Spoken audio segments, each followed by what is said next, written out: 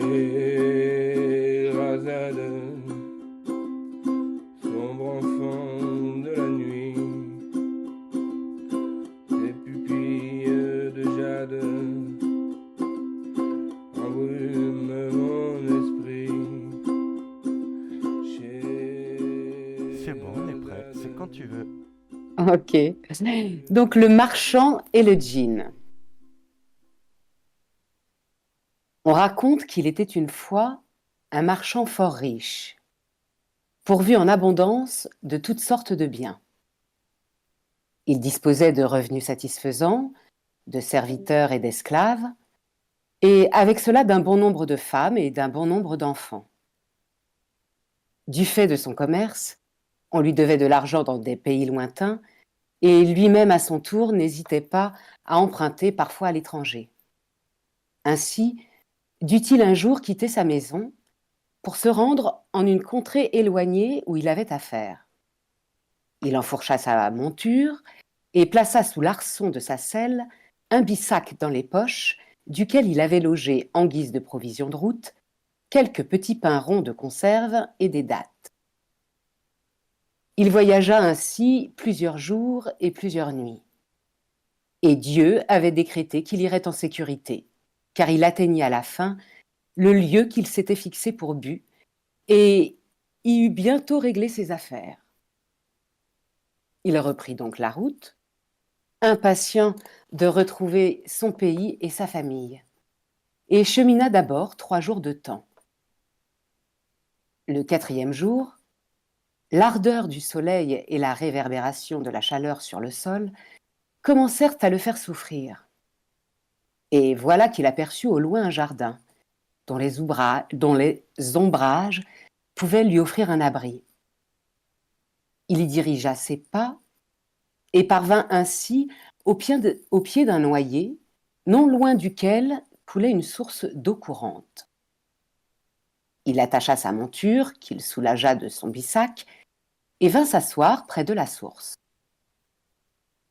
Prenant ensuite une poignée de dattes et un pain rond de sa provision, il se mit à manger de bon appétit, jetant les noyaux des dattes au loin, tantôt à droite, tantôt à gauche.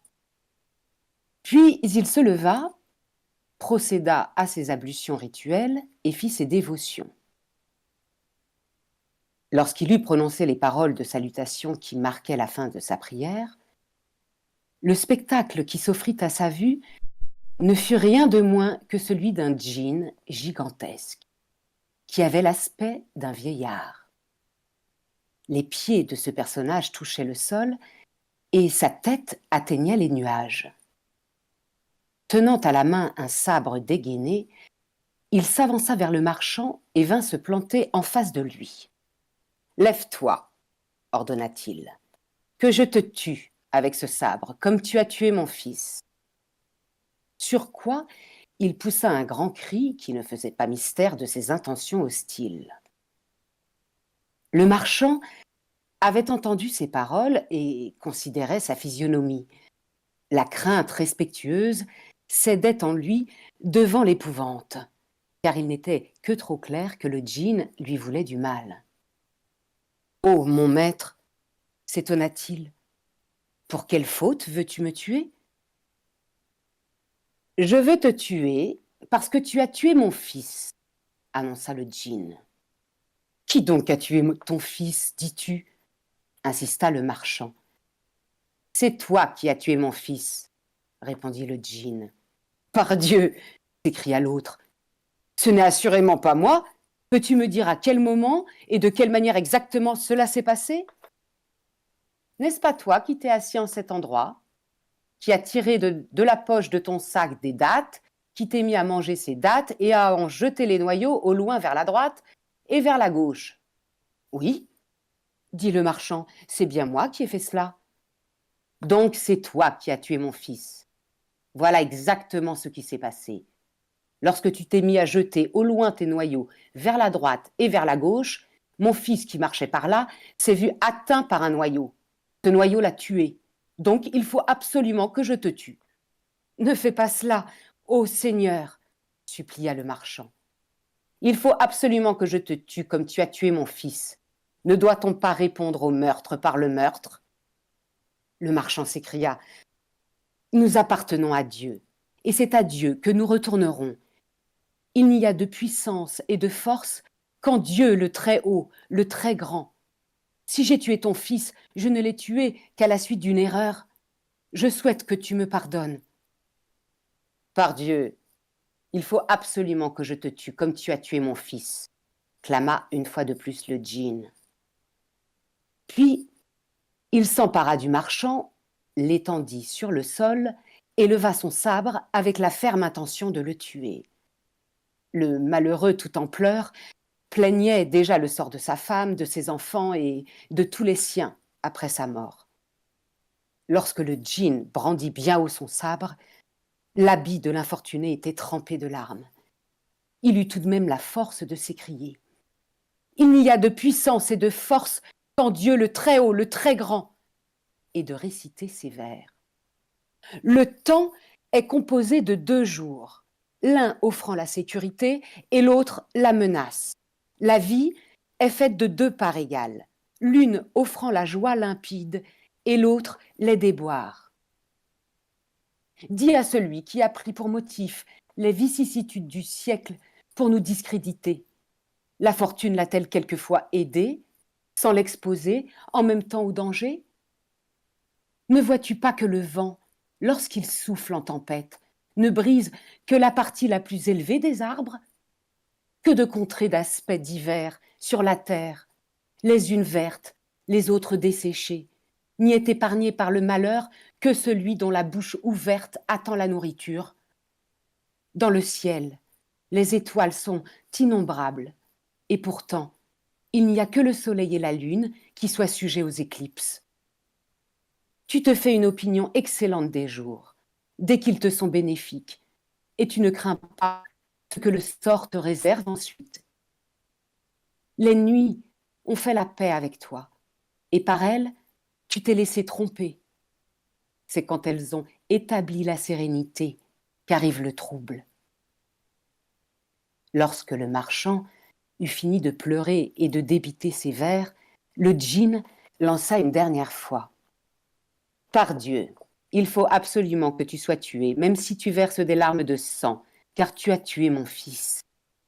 En quoi ma mort t'est-elle nécessaire? Voulut savoir le marchand. Elle m'est absolument nécessaire, se borna à répondre le djinn. Puis, il brandit son sabre pour en frapper le marchand, qui eut tout juste le temps de s'écrier: Ô toi, le révolté contre Dieu, tu oses proclamer qu'il est nécessaire de me tuer? Oui. Ne m'accorderas-tu pas au moins un délai, que j'aille faire mes adieux à ma famille, à mes enfants, à ma femme, que je puisse partager entre eux les biens que je leur laisse en héritage, et nommer un tuteur qui en prenne soin, avant de revenir vers toi, me faire mettre à mort? Si je t'accorde ce délai et que je te laisse partir, déclara l'Ifrit, j'ai bien peur que tu n'en profites pour vaquer à tes affaires et ne reviennes plus jamais ici. Je m'engagerai par un serment solennel à revenir vers toi. Je conclurai avec toi un véritable pacte et prendrai pour témoin de mes paroles le Seigneur du ciel et de la terre, affirma le marchand. Et de quel délai, au juste, as-tu besoin? S'enquit l'Ifrit. 1 année entière, afin que je me rassasie de la vue de mes enfants, que je prenne congé de mon épouse et que je me libère des divers engagements que j'ai conclus autour de moi. Sitôt l'année écoulée, jour pour jour, je serai de retour. Prends-tu Dieu pour garant de ta promesse de revenir au bout d'1 an si je te laisse partir? Demanda le djinn au marchand. J'accepte que Dieu soit garant de ce que je viens de dire. Ce serment prononcé, le djinn rendit la liberté à son prisonnier qui enfourcha sur le champ sa monture et reprit sa route, le cœur en proie à l'affliction. Le marchand ne cessa de cheminer jusqu'à se retrouver de nouveau en son pays. Il retrouva sa maison, ses enfants, sa femme, mais ne put se tenir à leur vue de pleurer. Et plus le temps passait, plus ses larmes coulaient, tant le pauvre homme laissait éclater son chagrin et son désespoir, ce qui ne tarda pas à lui valoir la désapprobation de son entourage. Sa femme à la fin lui dit « Oh toi, l'homme, qu'as-tu donc à te conduire de la sorte? Que signifient ces pleurs, alors que joie et fête sont notre lot depuis que nous t'avons revu? Que signifie cette mine que tu prends? On jurerait quelqu'un qui reçoit des condoléances après la perte d'un être cher. Pourquoi ne m'offrirait-on pas des condoléances, alors qu'il ne me reste qu'une seule année à vivre ?» répliqua le marchand. Et il livra à sa femme le détail de son aventure avec le djinn, faisant ensuite savoir à chacun le détail du serment qu'il avait prêté et qui l'engageait à revenir se livrer au bout d'un an à une mort certaine. Lorsqu'ils entendirent ces paroles, tous versèrent des larmes. La femme se frappa le visage et s'arracha les cheveux. Les fillettes se mirent à crier, les bambins à pleurer. Chacun y allait de ses condoléances, tandis que les enfants s'excitaient les uns les autres à répandre 1000 pleurs autour de leur père. Et il en alla ainsi tout le jour, tous s'apprêtant déjà à échanger les paroles de l'adieu. Le lendemain, dès son lever, le père commença à partager les biens qu'il laissait en héritage et à établir son testament. Il se libéra des obligations financières qui le liaient à diverses personnes et distribua autour de lui legs, cadeaux, aumônes et dons de toutes sortes. Il reçut chez lui des lecteurs du Coran qu'il chargea de réciter en son nom les versets de la bonne mort. Puis, il fit venir des témoins dont la parole était agréée en justice, affranchit devant eux ses esclaves des deux sexes, remit à ses enfants majeurs la part de fortune qui leur était destinée, désigna des tuteurs chargés de veiller sur eux, qui étaient encore en bas âge, et versa à sa femme une somme qui lui permit de survivre après leur séparation, outre celle qui lui revenait de droit au terme de leur contrat de mariage. Le règlement de toutes ces affaires occupa le marchand jusqu'à ce que l'année fût accomplie. En retranchant le nombre de jours nécessaires au voyage,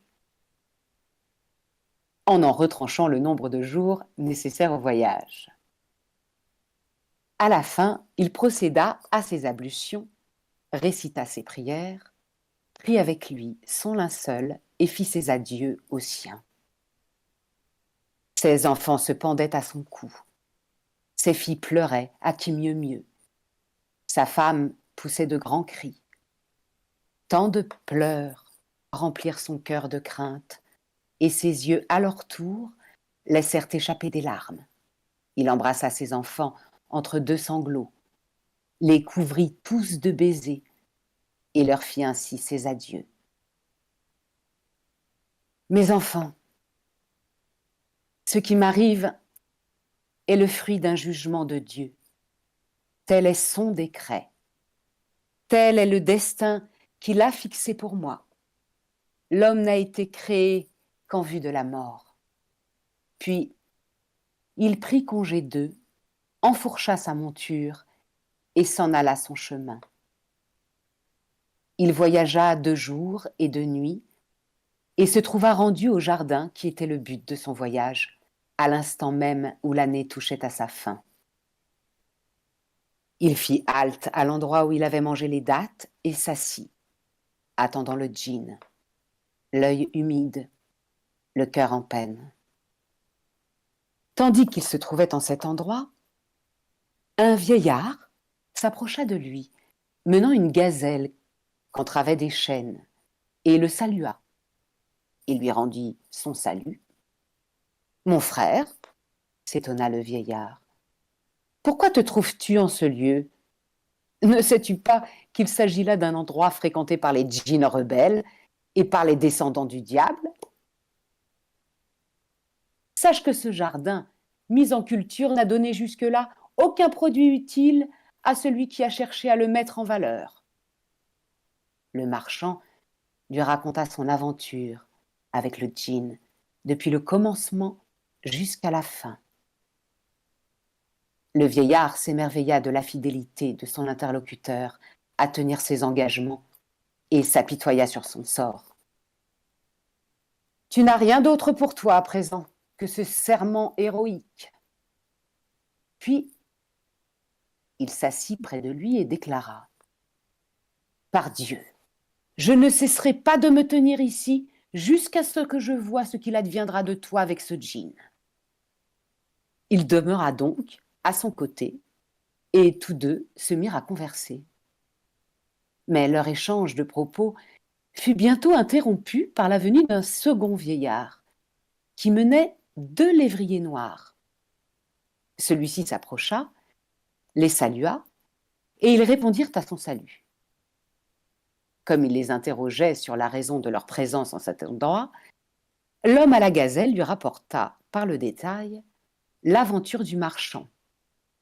Il lui apprit ainsi que ce dernier avait fait au djinn le serment de venir le retrouver au bout d'une année écoulée, afin de recevoir la mort de sa main, et qu'il n'attendait plus dès lors que cette opération fatale. « Comme je passais près d'ici, conclut-il, il m'a fait le récit de son histoire et je me suis promis de ne pas quitter ce lieu avant d'avoir vu ce qu'il adviendrait de lui et de ce djinn. » Lorsque l'homme aux 2 chiens eut entendu ces propos, il s'émerveilla du fait et fit le serment à son tour de ne pas quitter les 2 personnages avant de voir ce qui allait se passer. Puis, il voulut entendre de la bouche même du marchand la relation de sa rencontre avec le djinn, ce à quoi l'intéressé acquiesça de bonne grâce. Pendant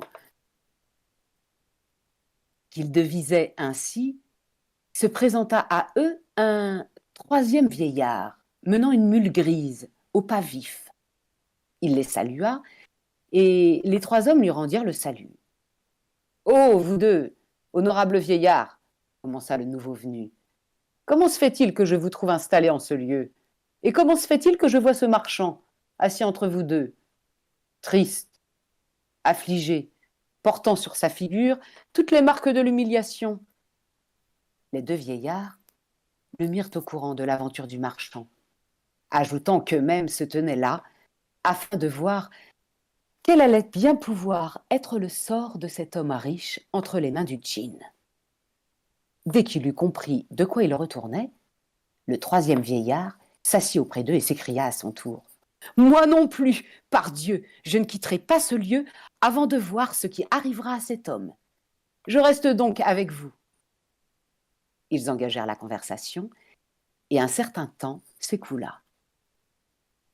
Enfin, un nuage de poussière se leva à l'horizon de la steppe, désolé, lequel nuage se dissipa et laissa apparaître le djinn. Celui-ci fut bientôt auprès d'eux, brandissant son sabre d'acier dégainé. Il ne les salua pas. Empoignant le marchand de sa main libre, il lui lança : « Lève-toi, que je te tue. » Le marchand pleura, les 3 vieillards pleurèrent. Tous laissèrent couler abondance de larmes, tous donnèrent libre cours au tumulte de leurs lamentations. Puis, comme le djinn s'apprêtait à en finir avec le marchand, le 1er vieillard, celui qui tenait en laisse la gazelle, s'interposa et baisa respectueusement les mains et les pieds du djinn. « Ô Satan !» s'écria-t-il. « Ô couronne de ceux qui règnent sur les djinns, si je te raconte mon histoire et ce qui m'est advenu avec cette gazelle, et que tu constates que mes aventures ne sont pas moins étranges, pas moins merveilleuses, pas moins étonnantes que celles du marchand que voici, m'accorderas-tu, en don gracieux, le tiers de la peine exigée par le crime de cet homme et par la faute qu'il a commise ? » « Je veux bien, » déclara le djinn. Alors, le vieillard, propriétaire de la gazelle, raconta l'histoire suivante. Un cœur stérile. Sache, ô djinn, que cette gazelle est la fille de mon oncle paternel, formée de la même chair que la mienne, du même sang que le mien. Elle m'était promise depuis mon jeune âge et devait devenir ma femme. Elle m'avait été offerte alors qu'elle n'était encore qu'une fillette de 12 ans. C'est sous mon toit qu'elle parvint à l'âge de la maturité. Ainsi, ai-je vécu en sa compagnie 30 années de temps. Mais je n'ai pas obtenu de Dieu d'avoir d'elle aucun enfant, ni garçon, ni fille, car jamais elle ne put se retrouver enceinte. Cependant, durant ces 30 années, je me suis toujours bien conduit avec elle, lui servant de domestique et la traitant avec honneur. Puis, je pris une concubine, et Dieu me fit obtenir d'elle un enfant mâle, qui ressemblait à un fragment brisé du disque brillant de la lune. Or, ma cousine ne tarda pas à devenir jalouse de ma concubine et de son enfant. Celui-ci grandissait. Quand il atteignit l'âge de 10 ans, une occasion de voyager me fut offerte par les circonstances. Je partis donc, après avoir confié ma servante et mon fils à ma femme, qui était aussi, je l'ai dit, ma cousine, et confirmé cette tutelle d'une manière indubitable. Je restai absent, loin d'eux, une année durant. Ma cousine se mit alors, pendant mon absence, à s'instruire des procédés en usage dans la divination et la magie, et jeta pour finir son dévolu sur mon fils, à l'intention duquel elle prépara un sort. Elle le transforma en veau, fit venir le pâtre qui était à mon service et lui confia l'animal en disant « Va faire paître ce veau avec les bœufs et les vaches du troupeau. » Le pâtre accueillit cette nouvelle tête de bétail et s'en occupa avec soin. Là-dessus, ma femme jeta un sort à la mère du garçon, qu'elle transforma en vache et qu'elle confia au pâtre pareillement.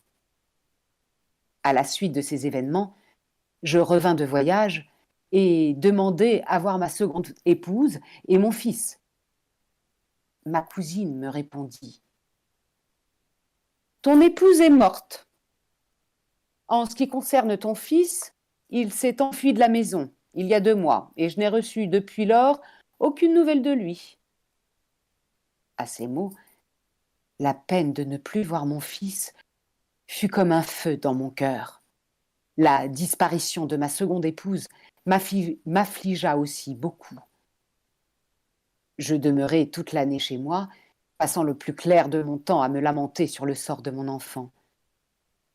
Quand vint le jour commémoratif de la plus grande fête de Dieu, je fis venir le pâtre et lui donnai l'ordre de m'amener une vache grasse, afin de l'immoler selon le rite prescrit en cette occasion. La bête qu'il me présenta n'était autre que mon épouse, ensorcelée. Lorsqu'il l'eut liée, comme je m'approchais d'elle, par derrière afin de l'immoler, j'eus la surprise de l'entendre pleurer et crier « Ambou! Anbou !» Ses larmes ruisselaient sur ses joues. Mon étonnement cédant la place à la compassion, je m'abstins de la frapper de mon couteau et lançai au pâtre « Amène-moi donc une autre vache !» Mais ma cousine s'interposa en criant « Non, c'est celle-ci qu'il faut sacrifier. Il n'y en a pas de meilleure ni de plus grasse. Ne nous prive pas de cette chair en une telle fête. » Je m'approchai donc de nouveau de la vache, résolue à la tuer. Mais voilà qu'elle se mit encore à crier « Anbou! Anbou !» Je me détournai et dis au pâtre « Immole-la toi-même. » Il la tua et la dépouilla, mais ne récolta ni viande ni graisse, rien que de la peau et des os. Je regrettais d'avoir fait tuer cette bête pour rien et dis au pâtre, prends-la tout entière pour toi ou bien donne-la comme aumône à qui tu voudras. Et trouve-moi à présent parmi les bêtes du troupeau quelques veaux, bien gras. Il fit disparaître la dépouille de la vache immolée. Je ne sais trop ce qu'il en fit. Puis il m'amena mon fils, le sang de mes entrailles, sous la forme d'un veau gras. Dès que celui-ci m'aperçut, il rompit la corde attachée à son cou, courut dans ma direction, se laissa choir à mes pieds et tendit vers moi son museau sali par la poussière. Je m'étonnai de le voir ainsi, et des sentiments de pitié, de compassion et de miséricorde s'emparèrent de moi, en même temps que je cédai à l'attendrissement suscité par la voix du sang, fruit de l'action secrète de la puissance divine. Mes entrailles émurent lorsque je vis les larmes du veau, les larmes de mon fils couler sur ses joues, tandis qu'il grattait fébrilement la terre de son pied. Je le laissai là et dis au berger, ramène ce veau au milieu du troupeau et soigne-le bien, car je l'affranchis désormais de toute servitude. Tu m'en présenteras un autre, que je sacrifierai à sa place. Alors ma cousine, la voici cette perfide, car elle est devenue à présent cette gazelle qui me suit partout. Or donc, ma cousine s'écria, nous ne tuerons pas d'autre bête que ce veau. Je me fâchai et lui déclarai, j'ai agi comme tu m'as conseillé de le faire pour cette malheureuse vache. Nous l'avons immolée et nous n'avons tiré aucun profit de sa chair. Je ne t'écouterai pas pour ce qui est de ce veau. Je l'ai affranchi de tout service. Il n'est plus question de l'abattre. Elle me tint tête et insista. Il faut absolument que ce veau soit immolé. Tant et si bien que je pris le couteau, entravai les pieds de l'animal et me mis en devoir de l'égorger. Il redoubla de mugissements, versa des torrents de larmes et se traîna à mes pieds, en laissant pendre sa langue, cherchant visiblement à attirer mon attention. Devant un spectacle si étrange, mon cœur trembla de pitié. Je lui rendis sa liberté et déclarai à ma femme, « Je te le confie, tu en es responsable. Cet animal, sache-le, est affranchi de toute servitude. » Sur quoi, je me mis à plaisanter avec elle.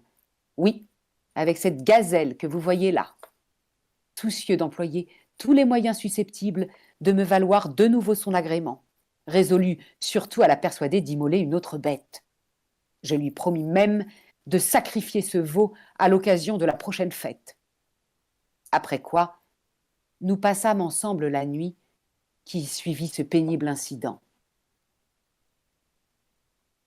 Lorsque Dieu fit lever le jour, le pâtre vint me trouver en se cachant de ma femme et me dit « Maître, je t'apporte une nouvelle et je retiens la récompense au cas où la nouvelle en question serait bonne.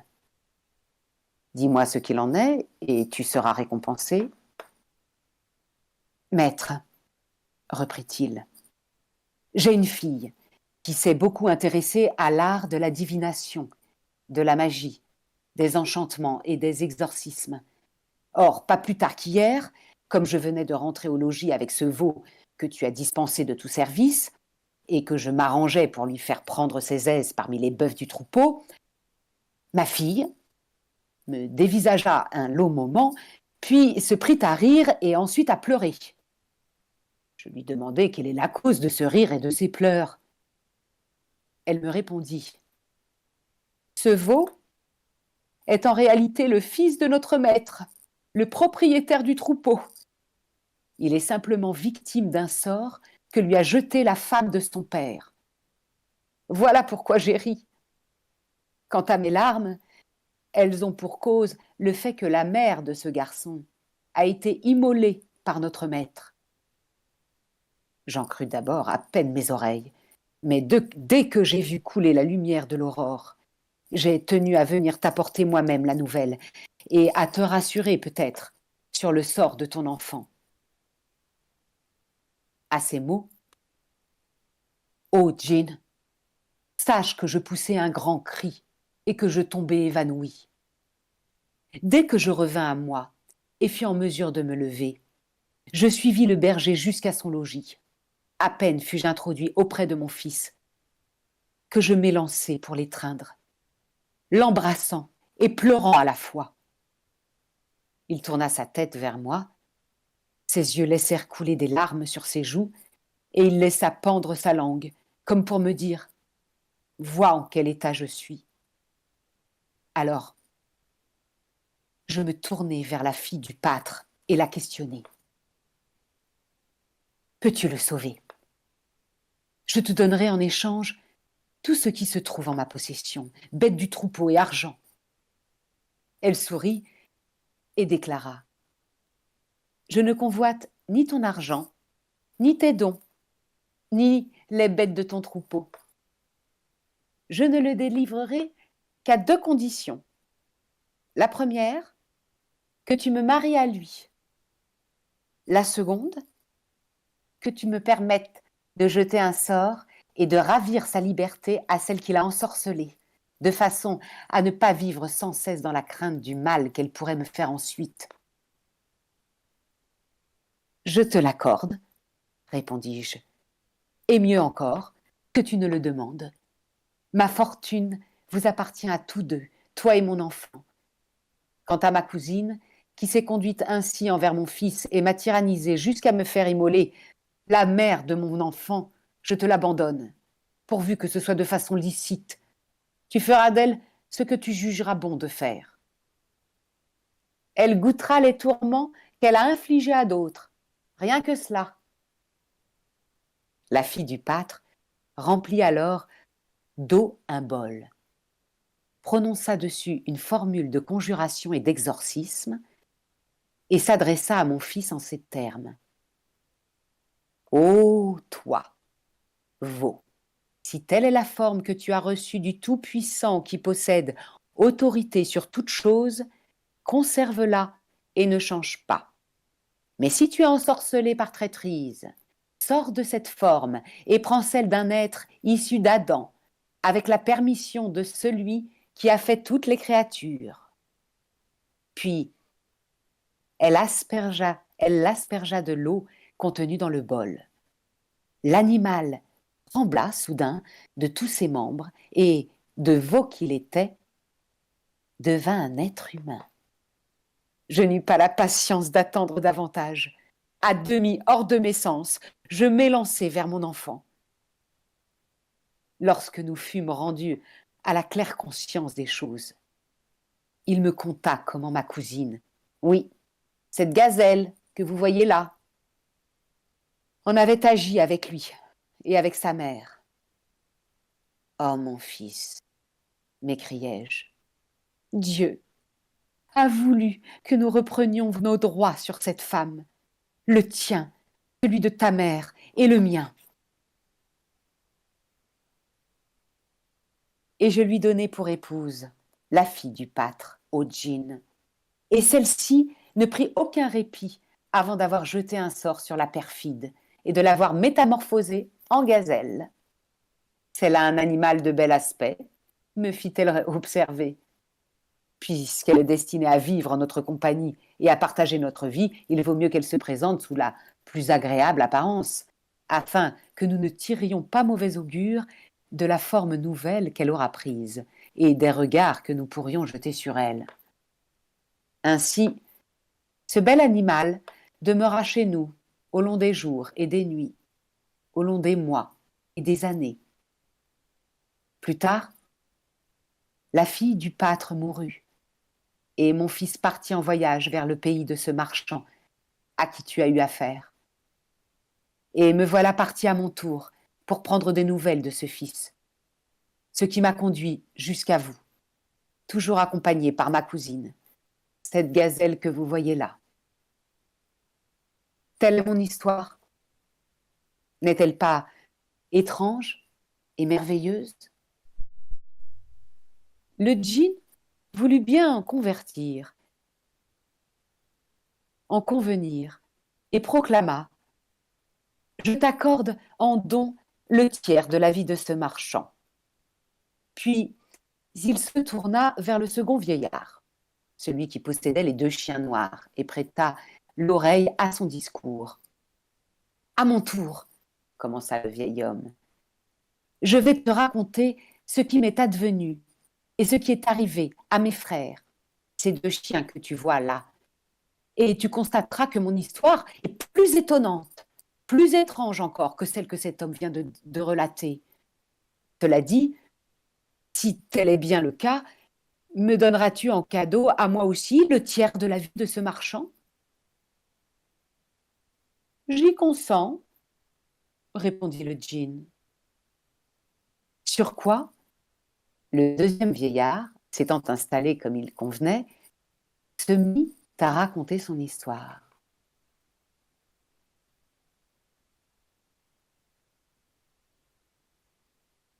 Cœur ingrat.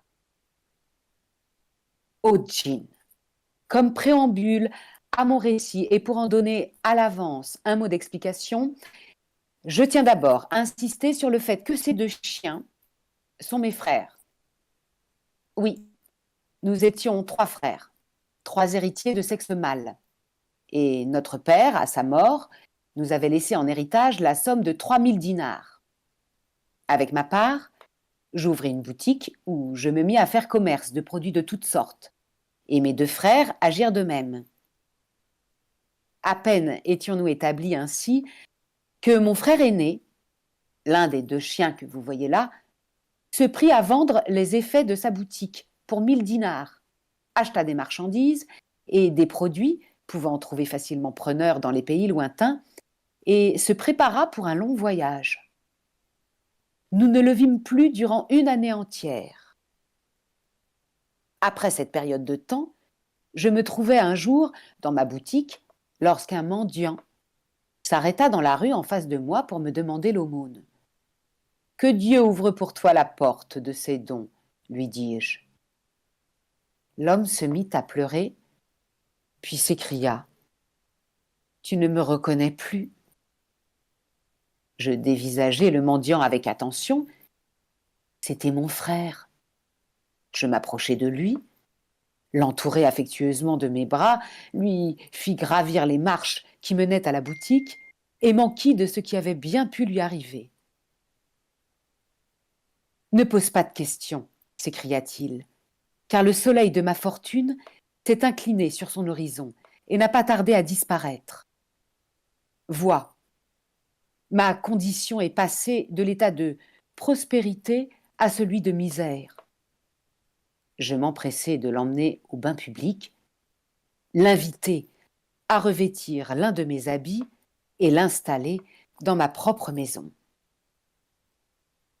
Puis, j'examinai ma situation financière. Je fis la balance des comptes de ma boutique et pus constater que mes gains avaient atteint la somme de 1000 dinars. Ma fortune pouvait donc être évaluée à 2000 dinars. Je partageai le tout entre mon frère et moi et lui dis: « Supposons que tu ne sois pas parti en voyage et que tu n'aies pas séjourné dans les pays étrangers. » Il accepta avec plaisir la part que je lui offrais et s'en alla aussitôt ouvrir une nouvelle boutique. Et nous demeurâmes en cet état au long des jours et des nuits. Puis, mon second frère, l'autre chien que vous voyez devant vous, se prit lui aussi à vendre ce qui se trouvait chez lui. Il rassembla son argent et voulut partir en voyage à son tour. Nous cherchâmes à le retenir, mais il refusa de suivre notre avis. Il prit conseil d'autres personnes, acheta des marchandises en grand nombre et prit la route avec un groupe de voyageurs. Nous ne le vîmes pas durant une année entière. Il nous revint ensuite dans le même état que son frère aîné. Je lui dis: « Oh mon frère, ne t'avais-je pas conseillé de ne pas te risquer à ce voyage ? Il pleura et me répondit: « Oh, mon frère, c'est le destin qui m'a traité ainsi. Me voilà pauvre à présent. Je ne possède pas un seul dirham. Je suis nu et n'ai pas même une chemise à me mettre sur le dos. Il ne me restait plus rien au djinn qu'à le recueillir, qu'à le conduire au bain, à le revêtir d'un bel habit tout neuf pris parmi les miens et à l'installer dans ma boutique. Tandis que nous étions attablés, occupés à nous restaurer, je lui déclarai: « Frère, je m'en vais faire la balance des comptes de mon commerce et voir quelles ont été mes rentrées d'argent pour l'année écoulée. Quel que soit le capital, nous le mettrons à part. Quel que soit le bénéfice, je le partagerai entre toi et moi. » J'établis donc le passif et l'actif. Je calculai mon avoir net et m'aperçus que j'avais gagné quelques 2000 dinars. Je m'en trouvais fort aise et ne manquais pas d'en remercier le Dieu très haut. Puis, ayant partagé ce bénéfice avec mon frère, je lui remis 1000 dinars, gardant le reste pour moi. Il employa cette somme à ouvrir une boutique. Et nous retrouvant de la sorte tous trois fermement établis, nous profitâmes de notre prospérité durant bon nombre de jours. Puis, quelque temps ayant passé, mes frères revinrent me trouver pour m'inviter cette fois à partir en voyage avec eux. Je refusai en leur disant: « Quel bénéfice avez-vous fait tous les deux de vos voyages? Pour que je puisse en escompter un à mon tour. » Je ne voulus pas en entendre davantage et chacun resta dans sa boutique à vendre et à acheter. À partir de là, ils ne cessèrent de me proposer, année après année, de partir avec eux. Et je n'eus moi-même cesse de m'opposer à leurs projets. Je mis 6 ans à leur céder et leur déclarai à la fin: « Mes frères, voici que je suis disposé à partir en voyage avec vous. De quelle somme d'argent disposez-vous » Ils m'avouèrent alors qu'ils n'avaient plus derrière eux la moindre ressource. Ils avaient mangé, bu et dilapidé tous les biens qu'ils possédaient. Je ne fis là-dessus aucun commentaire et ne leur adressai aucun reproche. Je dressai le compte de mon avoir, je rassemblai tous les biens que j'avais dans ma boutique, je vendis le tout et me retrouvai en possession de 6000 dinars. J'en fus fort satisfait et partageai la somme en 2 parties égales. Ces 3000 dinars, leur dis-je, en désignant l'un des lots, sont pour vous et pour moi. Nous les emploierons à faire du commerce et à payer les frais de notre voyage, les vôtres et les miens. Quant aux 3000 dinars qui restent, je les enterrerai quelque part, pour le cas où m'arriverait ce qui vous est arrivé. Ainsi, à notre retour, aurons-nous toujours assez d'argent pour ouvrir chacun une boutique. » « Quelle bonne idée que la tienne !» se récrièrent-ils. Et je procédai, comme j'avais dit, au djinn, au partage de ma fortune. Je mis à part 3000 dinars que j'enfouis dans la terre, et je répartis les 3000 autres entre nous trois. 1000 dinars exactement revenant à chacun. Sur quoi, je fermai à clé ma boutique. Nous étant procuré ce qu'il fallait de marchandises de toutes sortes, propres au commerce avec les pays lointains, nous nous transportâmes au bord de la mer.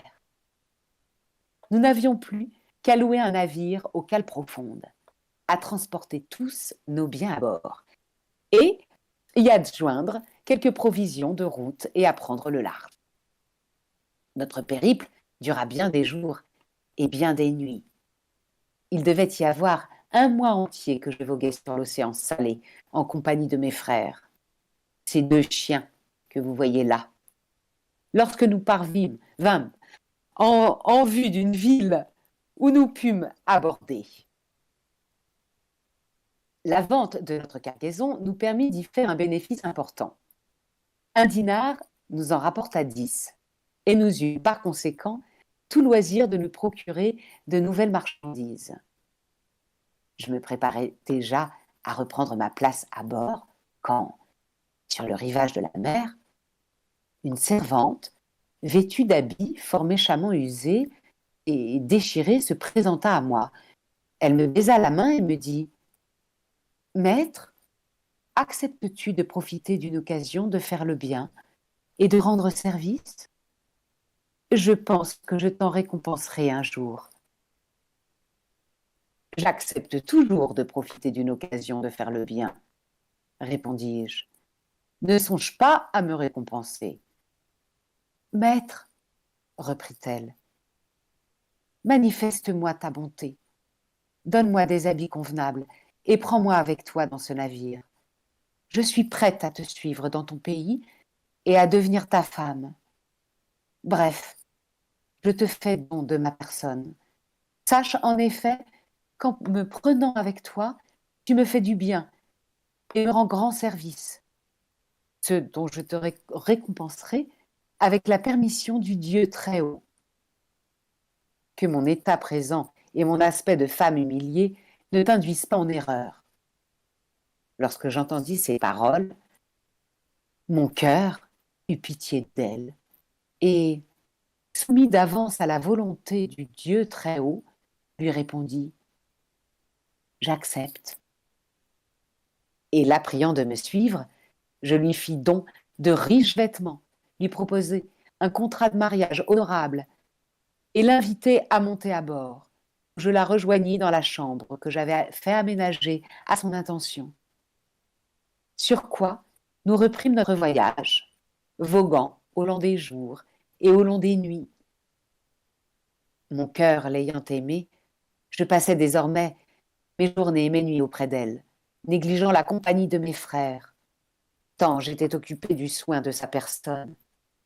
Quant à mes frères, oui, ces chiens que vous voyez là, ils ne tardèrent pas à manifester tous les signes de la jalousie.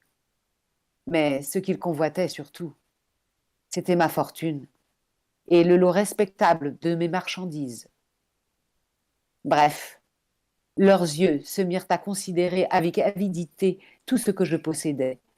Ils en vinrent bientôt à comploter de me tuer, et Satan put embellir à leur intention ce projet d'assassinat en le parant de couleurs séduisantes.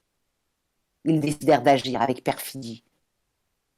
Une nuit, que j'étais endormie auprès de ma femme, ils nous empoignèrent par surprise, nous firent passer par-dessus bord, et nous nous réveillâmes au milieu des flots. C'est alors que mon épouse m'apparut sous les traits d'une ifrite de la race des djinns, qui me soutint au-dessus des vagues et m'aida à prendre pied sur une île. Comme le jour se levait, elle m'adressa ce discours. « Ô toi, l'homme, vois comme je t'ai récompensé pour ta bonté. Je t'ai sauvé la vie. Sans moi, tu te noyais. Sache en effet que je suis du nombre de ceux qui prononcent la formule « au nom de Dieu ». Oui, dès que je t'ai aperçu sur le rivage de l'océan, mon cœur s'est épris de ta personne, et j'ai pris l'apparence que tu sais, dans l'intention de t'aborder. Je t'ai manifesté mon amour, et tu m'as accepté. Nous n'avons plus à présent qu'à retrouver tes frères et à les tuer. » On imagine mon étonnement à entendre de tels propos. Je tins d'abord à la remercier de ce qu'elle avait fait pour moi, puis j'ajoutai « Quant au projet de tuer mes frères, sache que je ne puis y souscrire. Je ne veux pas leur ressembler. » Et je lui narrai mon histoire, et la leur depuis les premiers jours jusqu'au dernier, ce qui ne fit que redoubler sa colère à leur encontre.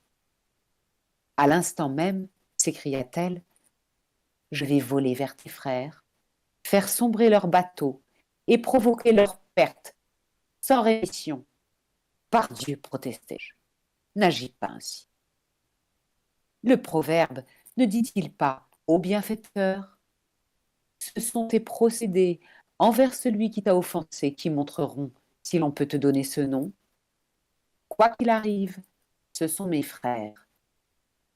Je m'approchai d'elle et calmai son courroux. Alors elle me prit dans ses bras et s'envola avec moi dans les airs, m'emportant à une telle hauteur que mon œil ne pouvait plus distinguer le moindre objet à l'horizon. Et c'est ainsi que je me retrouvai peu après sur la terrasse de ma propre maison.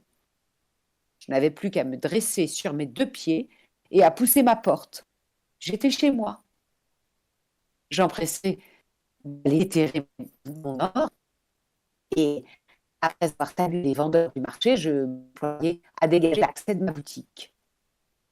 Comme je regagnais ma demeure, les bras chargés de provisions destinées à notre dîner, je remarquai 2 chiens qui se trouvaient attachés dans la cour.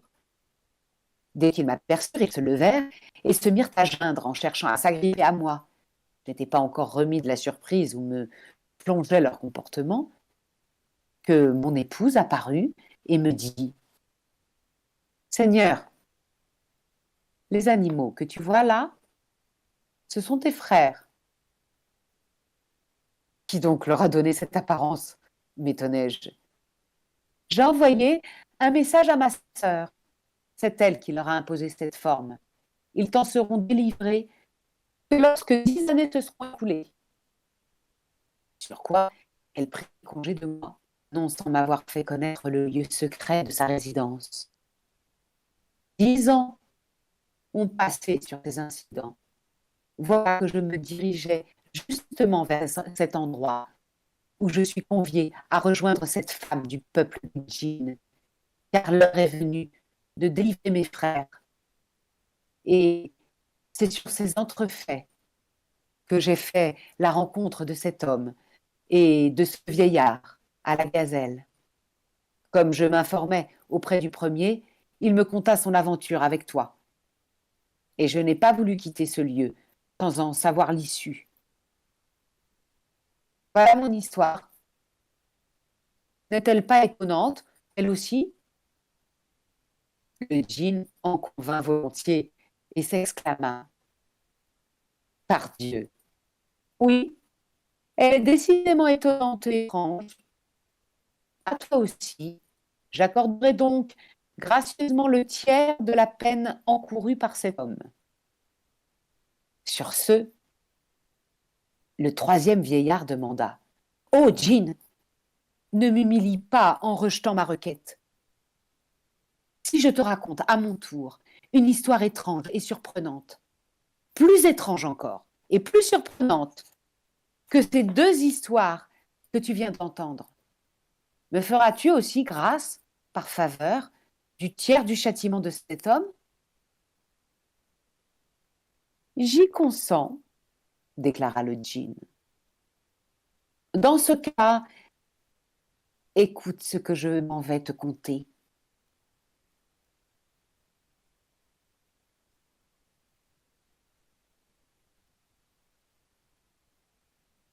Cœur gourmand. Apprends, ô sultan, ô toi suprême des djinns, que cette mule que tu vois là était ma femme. Je l'avais prise vierge et j'avais obtenu d'elle, par un bienfait de Dieu, 16 enfants, garçons et filles. Cependant, aucun de ces enfants ne resta en vie. Et voilà que Dieu décréta qu'il soit exalté et glorifié, qu'il me fallait partir en voyage. Je parcourus ainsi village et bourg, demeuré absent 2 années complètes. Sur le chemin du retour, j'eus soin d'acheter pour l'offrir à ma femme tout ce que je pus trouver de plus coûteux, pourvu que ce ne fût pas trop difficile à transporter. Et je me retrouvai un soir, à la nuit tombée, de retour dans ma ville. J'avais encore le temps d'écouler quelques-unes des marchandises que je rapportais avant de regagner ma demeure. Comme j'allais frapper à ma porte, je constatai qu'elle n'était pas fermée. Ainsi en avait décidé un décret du Dieu très haut. J'entrai donc et montai aussitôt à l'étage, où je découvris mon épouse au lit avec un serviteur noir hideux à faire peur. Tous 2 fort occupés à jouer à rire, à minauder, à s'embrasser et à s'exciter mutuellement au plaisir. Lorsque ma femme me vit et comprit que c'était bien moi qui me tenais là, elle se dressa d'un bond et se précipita sur moi en poussant un cri terrible, tout contre mon visage.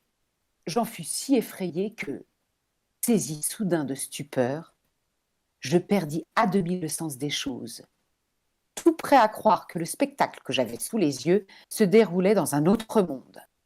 Ma femme, en effet, profitant de mon hébétude, s'était saisie d'un cruchon d'eau et bredouillait dessus des paroles incompréhensibles.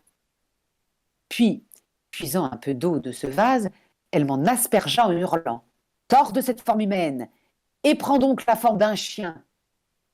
Et je pris aussitôt la forme d'un chien, après quoi elle me chassa en vociférant « Quitte ces lieux, toi qui apportes le mauvais sort !»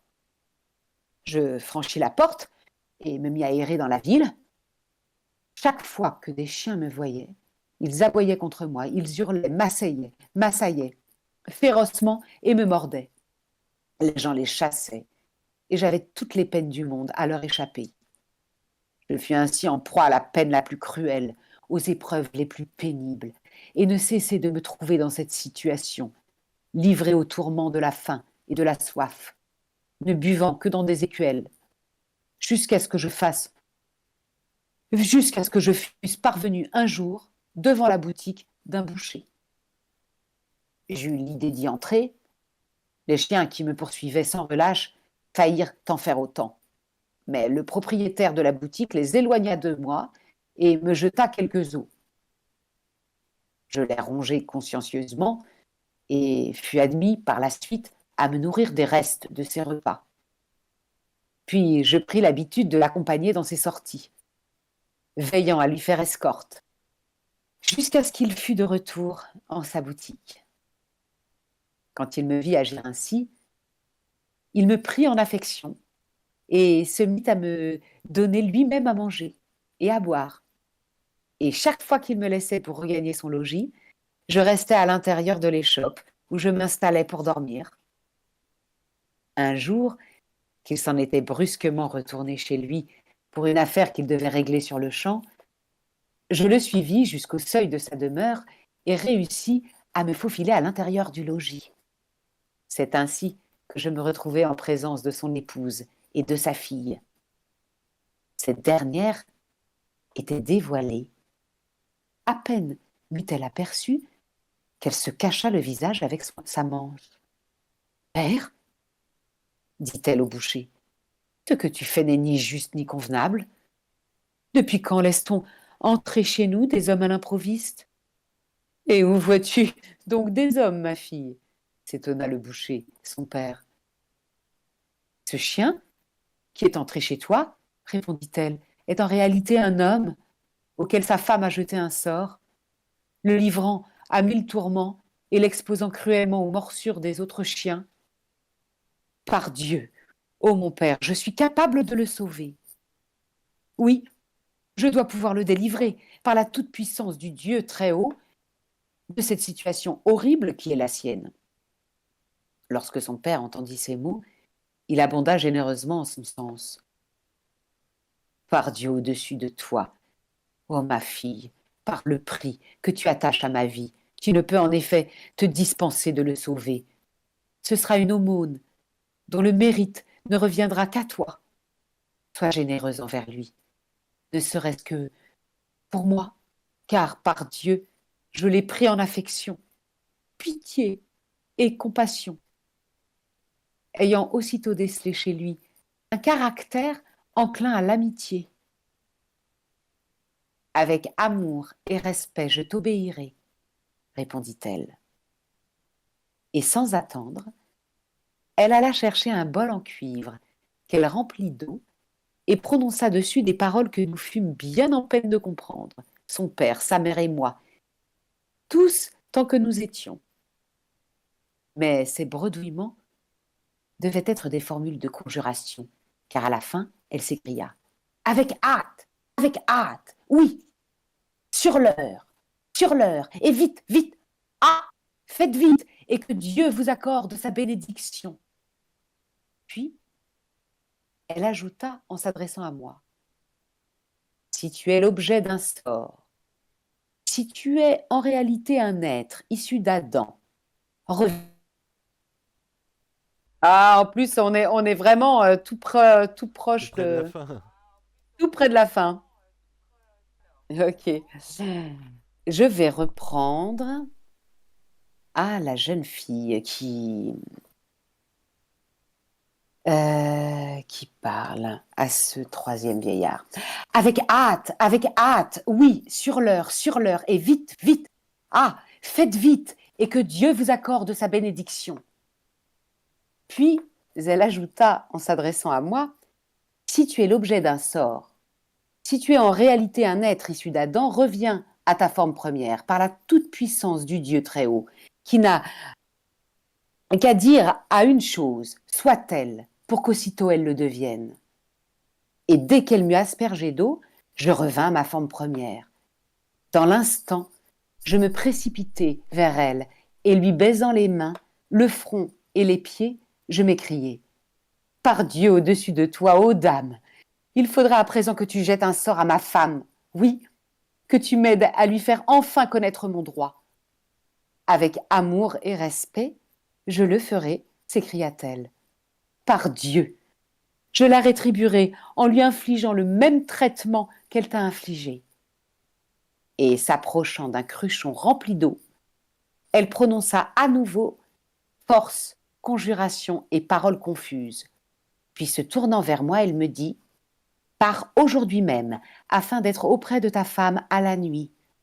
Tu la trouveras endormie, noyée dans le sommeil. Approche-toi d'elle, asperge-la de cette eau et précise bien à ce moment-là la forme que tu souhaites lui voir prendre. Elle se transformera aussitôt selon ta volonté et prendra l'aspect que tu auras choisi. » Je pris l'eau et me dirigeai donc vers le logis de ma femme, poursuivit le troisième vieillard.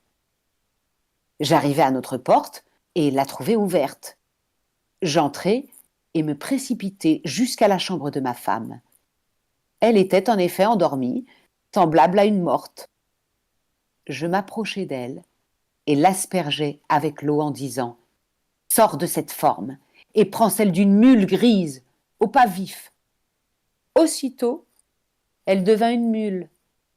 Je la saisis par la crinière et la fis descendre au bas de la porte, au bas de la maison, où je l'attachai. Le lendemain, j'achetai pour elle un mort en fer, un bas, une sangle, et pour moi une cravache en lanière de cuir tressé. Je fixai enfin des éperons à mes souliers, et c'est dans cet équipage que je la monte depuis ce jour, chaque fois que je vaque à mes affaires. C'est d'ailleurs au cours d'un déplacement commandé par mon travail que j'ai fait la connaissance de 2 vieillards et du marchand assemblés ici. À mon tour, je leur posai la question. « Qu'attendez-vous donc, assis en ce lieu ?» Et c'est ainsi qu'ils m'ont raconté ton aventure avec ce marchand, ô sultan et roi suprême des djinns. Puis, s'adressant à la mule, « Peux-tu confirmer la véracité de mon récit ?» Elle remua la tête, montrant clairement par ce signe que toute l'histoire était vraie. « Mon discours est terminé, conclut-il. Vous avez entendu ce qui m'est advenu. Mon histoire n'est-elle pas encore plus étonnante, encore plus étrange que les 2 précédentes ? » Le djinn, à l'écoute de ce récit, n'avait caché ni sa surprise, ni son émerveillement. Un frisson de plaisir lui parcourait tout le corps.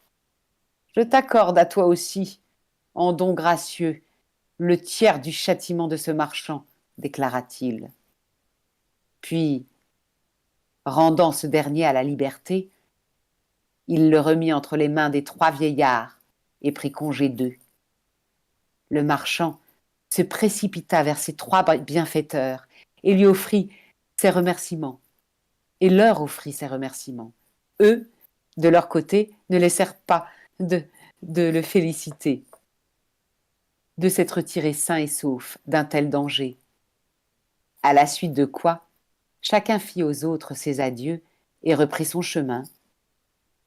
On raconte que le marchand s'en revint bientôt dans son pays.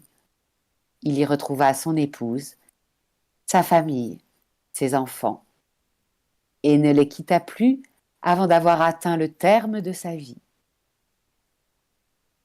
Et voilà. Yes. Merci beaucoup.